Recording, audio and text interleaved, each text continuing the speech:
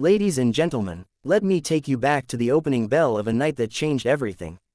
The crowd had barely settled into their seats when the first punch landed. Not a knockout blow, not even a clean hook, just a jab, light but sharp, like a whisper that slices through silence. 20 seconds. That's all it took for the air to shift. For a heartbeat, the arena froze. I saw Akhmadaliev's eyes narrow. I saw the flicker of surprise, the quick inhale, the sudden recalculation. Something invisible had cracked. Naoya Inoue was not reckless. He was precise. Every movement carried a weight that numbers can't measure. In those first seconds, Akhmadaliev realized the monster across from him wasn't just strong. He was inevitable. It wasn't about power alone, it was about presence. The jab came again, faster this time. A small step to the left. A shoulder roll, each motion a message. I own this ring. Akhmadaliev had trained for months. He had studied tapes, charted habits, prepared counters. But no sparring partner could mimic that cold calm. You could feel it from the seats. The way Inoue's feet slid like silk on the canvas. The way his eyes never blinked. Seconds stretched. Every feint drew a reaction. Every reaction opened a door. 20 seconds. That's when the spirit starts to question itself.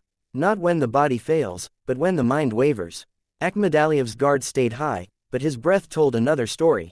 A half step back, a slight tightening of the jaw. The first seed of doubt. Inoue didn't rush. He didn't need to. He let the silence between punches do the talking. A left to the body. A right that barely grazed the cheek. The sound of leather on flesh echoed louder than the cheers. You could sense Akhmadaliev's plan dissolving. The combinations he drilled no longer fit the rhythm. He was playing catch-up to a melody only Inoue could hear. The monster had set the tempo. The fight was now a dance, and only one man led. Corners shouted instructions. Fans roared, but inside that ring, there was only the hum of inevitability. Akhmadaliev swung, connected with air. The crowd gasped. Inoue smiled, almost imperceptibly. That smile was a warning. It said, I know where you are. I know where you'll be. Minutes turned to rounds. The pattern never broke. Inoue's control deepened. Every time Akhmadaliev tried to reset, Inoue shifted. Angles, distance, timing, all bent to his will. The body shots came like clockwork. Not to knock down, but to wear away. Each one a chisel against stone. You could see shoulders sag. You could see the hesitation grow. By the mid-rounds, Akhmadaliev was fighting ghosts. His punches lacked conviction. His eyes searched for answers that weren't there. The commentators called it technical brilliance. I call it psychological warfare. Inoue wasn't chasing a highlight reel. He was dismantling belief. Every missed counter, every glancing blow chipped away at resolve. Every exchange whispered the same truth. This is my fight. By the 10th, the outcome was written.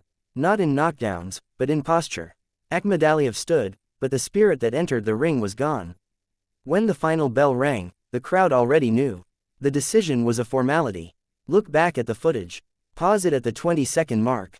You'll see the moment the tide turned. Not with a roar, but with a quiet, merciless jab.